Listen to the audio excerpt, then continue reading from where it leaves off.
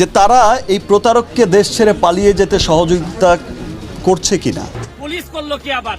Police কিভাবে তাদের নিজেদের বদনাম কামায়, সরকারকে কিভাবে 12টা বাজায় পুলিশ, আমি আপনাদেরকে দেখাই।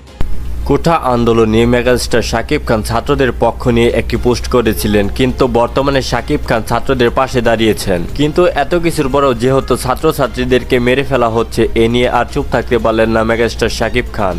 কিন্তু আজকে শাকিব খান সরাসরি ছাত্রদের পাশে দাঁড়িয়েছেন এবং কি আন্দোলনে নেমে পড়েছেন। আর এদিকে কোঠা আন্দোলন 1971 সালের যুদ্ধকে ছাড়িয়ে যাচ্ছে। সাধারণ শিক্ষার্থী ও সাধারণ মানুষ একটাই বিচার চাচ্ছে, এতগুলো মানুষ যেভাবে মেরে ফেলা হচ্ছে এর দায় কে নেবে? এখন সবার আসলে দাবি একটাই, এতগুলা যে মানুষ খুন হয়েছে আমরা আসামিকে চাই।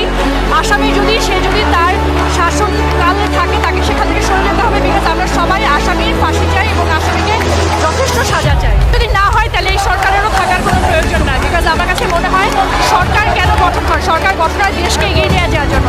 যে সরকার দেশকে এগিয়ে নিয়ে যাবে না, যে সরকার এভাবে মানুষকে খুন করবে, ওই সরকার আমাদের। এবং এই মানুষগুলোকে যারা মেরেছে তার ফাঁসি চাই।